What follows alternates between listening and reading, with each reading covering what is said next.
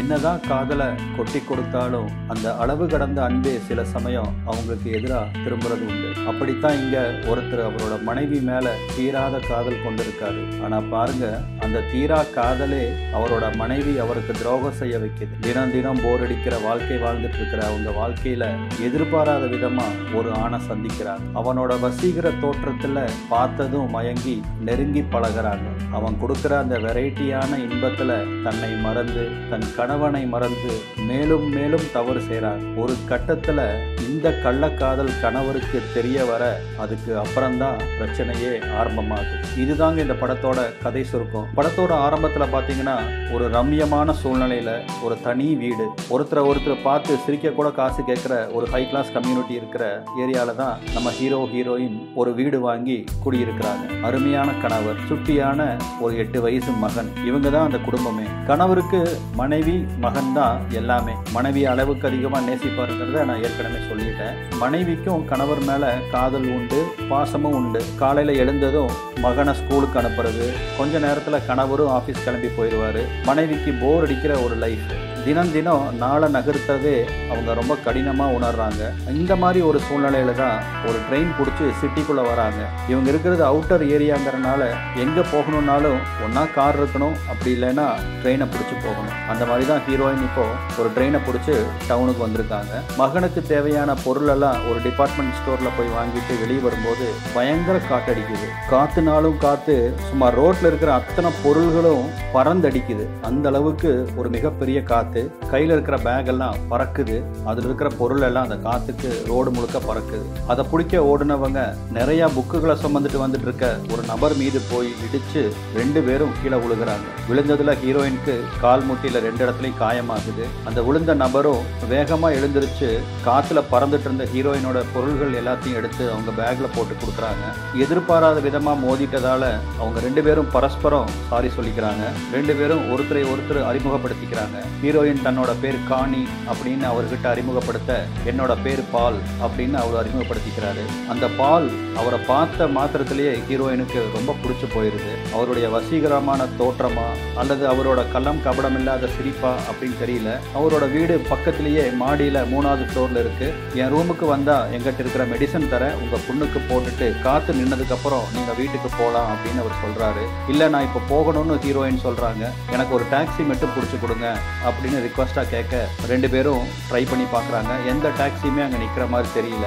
இப்போ அவங்களுக்கு வேற வழி இல்லை. இந்த காத்துல நடு ரோட்டில் உட்காந்துட்டு இருக்க முடியாதல்லவா, அதனால அவரோட ரூமுக்கு போறதுக்கு சம்மதிக்கிறாங்க. லிஃப்ட் வேலை செய்யாததால மூச்சு வாங்க 3வது மாடி ஏறி அவங்க ரூம் அடைகிறாங்க.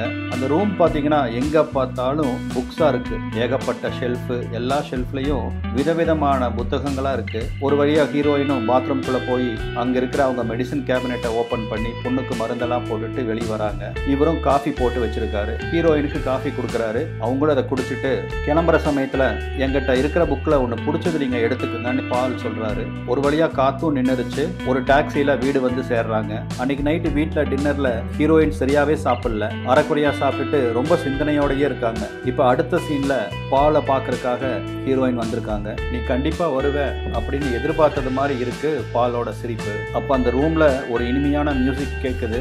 அந்த மியூசிக்கை பத்தி ஹீரோயின் விசாரிச்சுட்டு இருக்காங்க. ஒருத்தர் ரொம்ப நெருக்கமா அணைச்சபடி அந்த அமெரிக்கன் டான்ஸை பிராக்டிஸ் பண்ணிட்டு இருக்காங்க. உங்களுக்கு எத்தனை கேர்ள் ஃப்ரெண்டுன்னு ஹீரோயின் கேட்க 2 அப்படின்னு பால் சொல்றாரு. உண்மையாவான்னு அவங்க கேட்கறாங்க. உங்ககிட்ட போய் சொல்லுவேனா, உங்களோட அந்த அழகான கண்ணால நீங்க என்ன கண்டுபிடிச்சிட மாட்டீங்களா அப்படின்னு ஹீரோயினை வர்ணிக்கிறாரு. இப்ப 2 பேரும் இன்னும் நெருக்கமா ரொம்ப க்ளோஸா டான்ஸ் ஆடிட்டு இருக்காங்க. திடீர்னு மனசுக்குள்ள இது தவறுன்னு அவங்களுக்கு உணர்த்த சட்டுன்னு அவர்கிட்ட இருந்து விலகி நம்ம தப்பு பண்ணிட்டு இருக்கோம் அப்படின்னு ஹீரோயின் சொல்றாங்க.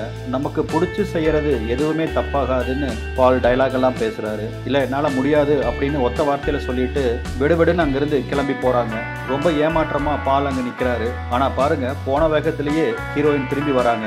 என் கோட்டை விட்டுட்டேன் அப்படின்னு கோட்டை எடுக்க இவங்க பாலை கிராஸ் பண்ணி போகவும் அப்படியே ஹீரோயினை கட்டி பிடிச்சு பால் தூக்கி சுத்துறாரு. இப்ப அடுத்த சீன்ல ஹீரோயின் ட்ரெயின்ல போயிட்டு இருக்கிற மாதிரி காமிக்கிறாங்க. தனியா ஒரு சீட் சீட்டில் உட்காந்துருக்காங்க. அந்த கேமரா ஃபுல்லாக அவங்களோட ஃபேஸை மட்டும்தான் கவர் ஆகுது. அப்போ அவங்களோட ஃபேஸில் பலவிதமான ரியாக்ஷன்ஸ் வருது. அந்த ரியாக்ஷனுக்கு நடுவுலையே ரூமில் இவங்களுக்குள்ள நடந்த அந்த இன்டிமேட் அஃபேரை காமிக்கிறாங்க. அதையெல்லாம் நினச்சி ஹீரோயினுக்கு முகமெல்லாம் செவந்துருது. ஹீரோயினுக்கு பிடிச்ச மாதிரியெல்லாம் பால் அவங்கள என்டர்டெயின் பண்ணுறாரு. அதையெல்லாம் நினச்சி ட்ரெயினில் இப்போ சிலிர்த்துக்கிறாங்க. அது ஒரு புதுவிதமான அவங்களுக்கு கிடைக்காத ஃபீலிங் அது. அந்த இன்டிமேட்டுக்கு நடுவுலையும் கூட இது தவறு, நம்ம பண்ணக்கூடாது அப்படின்னு ஹீரோயின் சொல்கிறாங்க. ஆனால் அவங்க அங்கிருந்து எந்திரிச்சு போக முயற்சி செய்யவே இல்லை. இதையெல்லாம் நினச்சி இப்போ ட்ரெயினில் போயிட்டு இருக்கிற ஹீரோயின் பெருமூச்சு விட்டுக்கிறாங்க. அடுத்த சில காட்சிகளில் ஹீரோயினும் பாலும் நெருங்கி இருக்கிறத காமிக்கிறாங்க. ஹீரோவும் ஹீரோயினும் நெருங்கி இருக்கிறத காமிக்கிறாங்க. இப்படியே சில காட்சிகள்லாம் நகருது. இப்போ ஹீரோயினும் பாலும் ஒரு ரெஸ்டாரண்ட் வந்திருக்காங்க சாப்பிட.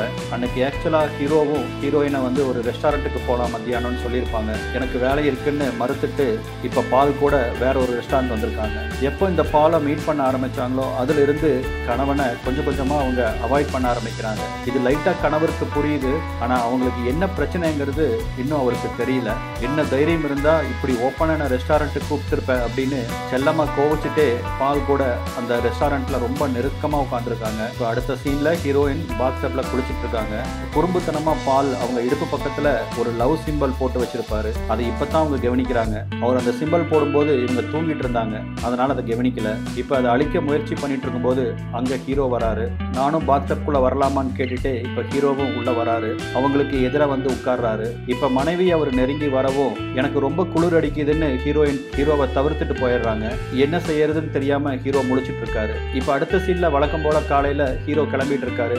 அப்பதான் ரூம்ல அவங்களோட புது இன்னர் ட்ரெஸ்ஸை பாக்குறாரு, புது ஷூவெல்லாம் பாக்குறாரு. இதெல்லாம் நம்ம கிட்ட சொல்லவே இல்லையே அப்படின்னு அவர் மனசுக்குள்ள நினைக்கிறாரு. நம்ம 2 பேரும் இன்னைக்கு லஞ்சுக்கு மீட் பண்ணலாமான்னு ஹீரோயினை கேட்கவும் நான் சொல்ல மறந்துட்டேன், இன்னைக்கு மத்தியானம் பியூட்டி பார்லர்ல எனக்கு ஒரு அப்பாயின்மெண்ட் இருக்கு அப்படின்னு ஹீரோவை தவிர்க்கிறாங்க.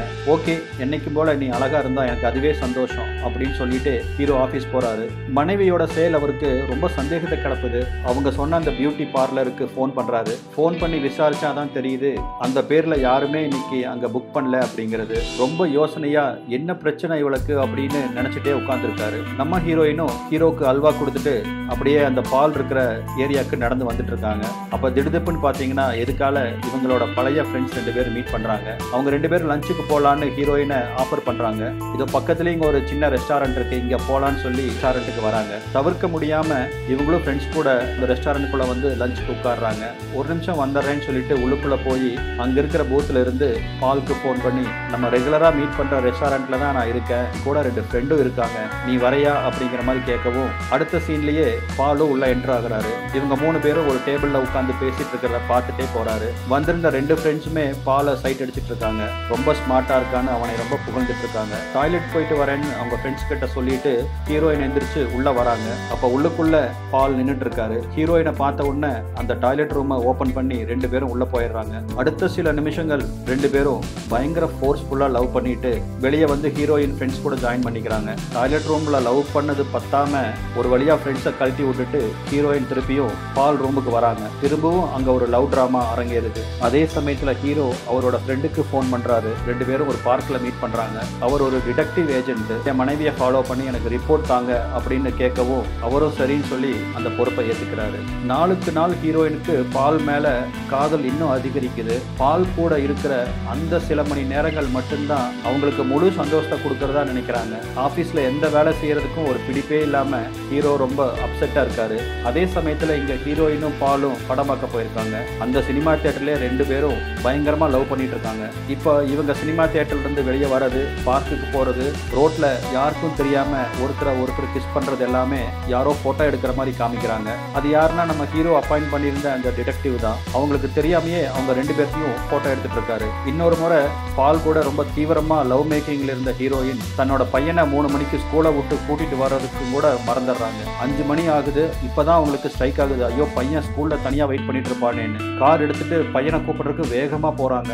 பார்த்தா ஸ்கூல்ல எல்லாரும் போயாச்சு. பையன் மட்டும் பரிதாபமா தனியா உட்கார்ந்துட்டு இருக்கான். நீ வரமாட்டேன்னு சொல்லி ரொம்ப பயந்துட்டமா அப்படின்னு அவன் ரொம்ப அப்செட்டா சொல்லவோ அவனை இருக்க கட்டி பிடிச்சிட்டு அவங்கிட்ட பல தடவை மன்னிப்பு கேட்கறாங்க ஹீரோயின். இப்ப இந்த சீன்ல அந்த டிடெக்டிவ் ஒரு கவரை கொண்டு வந்து ஹீரோ கிட்ட கொடுக்குறாரு. அவன் பேரு பால், ரெகுலரா அவன் மனைவியும் அவனும் சந்திச்சுக்கிறாங்க அப்படின்னு அவன் அட்ரஸையும் சொல்றாரு. ஒவ்வொரு போட்டோவையும் ரொம்ப மனசு கணக்க ஹீரோ வாங்கி பாக்குறாரு. அவர்னால இதை ஏத்துக்கவே முடியல. என்னோட என்னோட மனைவியா எனக்கு துரோகம் பண்றாருன்னு ரொம்ப பரிதாபமா தனக்கு தானே கேள்வி கேட்டுக்கிறாரு. இப்ப அடுத்த சீன்ல ஒரு கிராசரி ஸ்டோருக்கு ஹீரோயின் வந்திருக்காங்க. அப்ப பாத்தீங்கன்னா அந்த கிராசரி ஸ்டோர் ஓரமா வேற ஒரு பொண்ணு கூட ரொம்ப இன்டிமேட்டா பால் இருக்கிறத பாக்குறாங்க. பயங்கரமா கோவப்பட்ட ஹீரோயின் நேரா அவன் முன்னாடி போய் நின்னு பலார்னு அவனை ஒரு அறை இறைறாங்க. ஒரு வழியா ஹீரோயினை சமாதானப்படுத்தி ரூமுக்கு கூட்டிட்டு வராரு பால். ஜன்னல் வழியா ஹீரோவை பால் பாத்துறாரு. காரை லாக் பண்ணிட்டு ரூமை நோக்கி இவரு வரவும் வேக வேகமா ஹீரோயின் அவருக்கு தெரியாம அங்கிருந்து வெளியே ஓடிடுறாங்க. இப்ப ரூமுக்கு வந்த ஹீரோ தான் யாருங்கிறதையும் சொல்றாரு. அதை கேட்டு எந்த சலனமும் இல்லாம பால் நிக்கிறாரு. இங்கதான் என் மனைவி உங்களை மீட் பண்ண வருவாங்களான்னு கேட்கிறாரு. ஆமான்னு பால் சொல்றாரு. ஊரை விட்டு ஒதுக்குப்புறமா இருக்கிற அவங்க வீட்டை விட இந்த இடம் உங்களுக்கு ரொம்ப பிடிச்சிருக்கு அப்படின்னு பால் சொல்றாரு. அப்பதான் அவனோட டேபிள் மேல வச்சிருக்கிற அந்த கண்ணாடி குடும்ப பொம்மையை பாக்குறாரு. இது நம்ம ஹீரோயினுக்கு நம்ம ஹீரோ ஆசையா வாங்கி கொடுத்தது. இது உனக்கு எப்படி கிடைச்சதுன்னு கேட்கவும் ஹீரோயின் கொடுத்தாங்க அப்படின்னு பால் சொல்றாரு. இதை நான் எவ்வளவு கஷ்டப்பட்டு என் ஒய்ஃபுக்கு வாங்கி கொடுத்தேன் அப்படின்னு ரொம்ப கோவப்படுறாரு. அப்பதான் அந்த கட்டில பாக்குறாரு. மெத்தையெல்லாம் ரொம்ப சுருங்கி இருக்குது. இதை பார்த்து ரொம்ப டென்ஷனான ஹீரோ அந்த பெட்ல அப்படியே உட்கார்றாரு. இதெல்லாம் நினைக்க அவருக்கு ரொம்ப வெறி வருது. பேசிட்டு இருக்கவே ரொம்ப கோவமா அந்த கண்ணாடி குடும்ப பொம்மையை எடுத்து பால் மண்டையில 2 அடி அப்படியே மண்டை பொளந்து ரத்தம் சிந்த நில குனிஞ்சு போய் பால் அப்படியே கீழே விழுந்து அந்த வினாடியே செத்தும் போயிடுறாரு. அதிர்ந்து போன ஹீரோ கொஞ்ச நேரம் அங்கேயே உட்கார்ந்து இருக்கிறாரு. ரொம்ப நேரம் யோசனைக்கு அப்புறம் அந்த கண்ணாடி பொம்மையும் கழுவுறாரு. ரூம் எல்லாம் சுத்தமா தொடச்சு அந்த பாலை ஒரு பெட்ஷீட் குள்ள போட்டு சுருட்டி கட்டி அதை கொண்டு போய் எங்காச்சும் டிஸ்போஸ் பண்ணலான்னு வெளியே இழுத்துட்டு போற சமயத்துல ஒரு போன் வருது. அந்த போனை அட்டன் பண்ணி பேசாதனால அது ரெக்கார்டிங் மோடுக்கு போயிருது. அப்பதான் தன் மனைவியோட வாய்ஸ் இதுல கேட்குது. என்ன மன்னிச்சிருப்பால், இதுக்கு மேல நம்ம தொடர வேண்டாம். என் வாழ்க்கையே சூனியமாயிட்டு இருக்கு. என்னால தினமும் என் கணவரை ஏமாத்த முடியல. எனக்கு இந்த வாழ்க்கை கொஞ்சமா நரகமாயிட்டு வருது. சில நாட்களாவே நான் ரொம்ப மன உளைச்சல்ல இருக்கேன். நம்ம தப்ப இதோட நிறுத்திக்கலாம் அப்படின்னு அவங்க பேசுறது போனோட ஸ்பீக்கர்ல கேட்குது. ஒரு அரை மணி நேரத்துக்கு முன்னாடி இந்த போன் வந்திருந்தா ஒரு கொலையே நடந்திருக்காது அப்படிங்கிற மாதிரி அவரு ஃபேஸ் மாறுது. ஒரு வழியா வீடெல்லாம் சுத்தமா துடைக்கிறாரு. இவர் எங்கெங்க கை வச்சிருந்தாரோ அந்த இடத்துலையும் சுத்தம் பண்றாரு. அந்த போன்ல வந்திருக்க அந்த லாஸ்ட் காலையும் டெலீட் பண்றாரு. ஒரு வழியா கஷ்டப்பட்டு ஒத்த ஆளா பாலோட பாடியை காரோட டெக்குக்குள்ள போட்டுட்டு ரொம்ப தூரமா வராரு. அப்ப அங்க இருக்கிற ஒரு குப்பை கிடங்கு அவர் கண்ணில் படவும் டெக்ல இருக்கிற பாலோட பாடியை தள்ளி அங்க இருக்கிற குப்பையெல்லாம் தூக்கி மேல போடுறாரு. வேலையை முடிச்சுட்டு காரை கொண்டு போய் கார் வாஷ்ல விட்டுட்டு இவரும் வீட்டுக்கு வந்து குளிச்சுட்டு ஒண்ணுமே நடக்காத மாதிரி அப்பாவி போல தூங்குற மனைவியை பாக்குறாரு. நடந்தது எதுவுமே மனைவிக்கு தெரியாது. அது தெரியாமையே போகட்டுங்கிற மாதிரி ரொம்ப அமைதியா அவர் அன்றாட வேலைகளை அவரை பார்க்க ஆரம்பிக்கிறாரு. அப்பதான் ஒரு நாள் அவங்க வீட்டுக்கு போலீஸ் வருது. பையன் தான் மாடியில இருந்து நம்ம வீட்டுக்கு போலீஸ் வருதுமான்னு சொல்லவும் வந்த போலீஸ்காரங்க உங்களுக்கு பால்னு யாராவது தெரியுமான்னு கேட்கவும் ஒரு வினாடி ஹீரோயின் ரொம்ப அதிர்ச்சி ஆகுறாங்க. எதுக்காக என்ன கேட்குறீங்கன்னு கேட்கும்போது அவரை காணோன்னு சொல்லி அவரோட மனைவி கம்ப்ளைண்ட் கொடுத்துருக்காங்க அப்படின்னு சொல்லவும் ஹீரோயினுக்கு தூக்கி வாரி போடுது. மனைவி அப்படிங்கிற மாதிரி போலீஸ்கார பாக்குறாங்க. ஆமா, அவங்களோட முன்னாள் மனைவி தான் கம்ப்ளைண்ட் கொடுத்துருக்காங்க.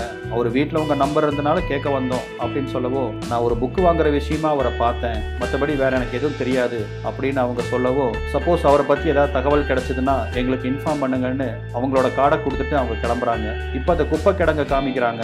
குப்பையெல்லாம் ஜேசிபியில் ஒதுக்கி தள்ளிட்டு இருக்கிற ஒருத்தரோட கண்ணில் பாலோட டெட் பாடி படவும் அடுத்த நிமிஷம் போலீஸ்க்கு இன்ஃபர்மேஷன் போகுது. அடுத்த சீன்ல ஹீரோவும் ஹீரோயினும் தோட்டத்தில் ஏதோ வேலை பண்ணிட்டு இருக்காங்க.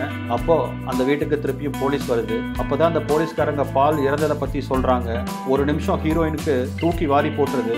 அவங்களை அறியாம அவங்க கண்ணில இருந்து கண்ணீர் வருது. மற்றவங்க நம்மளை பாத்திரக்கூடாதுன்னு ரொம்ப கவனமா கண்ணில் தொடச்சுக்கிறாங்க. வந்த போலீஸ்காரங்க திருப்பியும் விசாரணை ஆரம்பிக்கிறாங்க. ஒரு புக்கு வாங்குற விஷயமா நான் அவரை மீட் பண்ணேன், அவ்வளவுதானே ஒழிய மற்றபடி நான் அவர்கிட்ட அந்த புக்கும் வாங்கல. என் நம்பரை அவர் ஏன் எழுதி வச்சாருன்னு எனக்கு தெரியாது அப்படின்னு ஹீரோயின் சொல்றாங்க. அப்ப ஹீரோ தலையிட்டு எங்களுக்கு தெரிஞ்ச விஷயத்த சொல்லிட்டோம், இவ்வளவுதான், இதுக்கு மேல என் மனைவியை தொந்தரவுப்படுத்தாதீங்க அப்படிங்கிறாரு. சரி, தேவைப்பட்டா நாங்க திரும்பியும் வருவோம் அப்படின்னு சொல்லிட்டு போலீஸ்காரங்க அங்க இருந்து போறாங்க. போலீஸ்காரங்க போகவும் ஒரு ஓரமா போய் நின்று ஹீரோயின் பயங்கரமா அழுதுட்டு இருக்காங்க. இதையெல்லாம் தூரத்துல இருந்து ஹீரோ பார்த்துட்டே இருக்காரு. அடுத்த சீன்ல ஹீரோயின் ஒரு லாண்ட்ரிக்கு வந்திருக்காங்க. துணியெல்லாம் லாண்ட்ரிக்கு கொடுத்துருப்பாங்க. அப்பதான் ஹீரோவோட கோட்டும் அதுல வருது. போல அதை எடுக்கலான்னு சொல்லி கை வைக்கவும் உள்ளுக்குள்ள ஏதோ கவர் இருக்கிறத பாக்குறாங்க. அந்த கவருக்குள்ள அந்த டிடெக்டிவ் கொடுத்த அத்தனை போட்டோஸ் இருக்கு. நம்ம விஷயம் எல்லாமே கணவருக்கு தெரிஞ்சு போச்சுன்னு இப்ப பயப்பட ஆரம்பிக்கிறாங்க. அப்பதான் அவங்க ஹஸ்பண்ட் இவங்களுக்கு கொடுத்திருந்தாரு இல்லையா, ஒரு கண்ணாடி குடுவை மாதிரி ஒரு பொம்மை. பாலை கொன்ன கையோட அந்த பொம்மையை எடுத்துட்டு வந்து வீட்டில் வச்சிருப்பாரு ஹீரோ. அதை இப்ப ஹீரோயின் பாத்துறாங்க.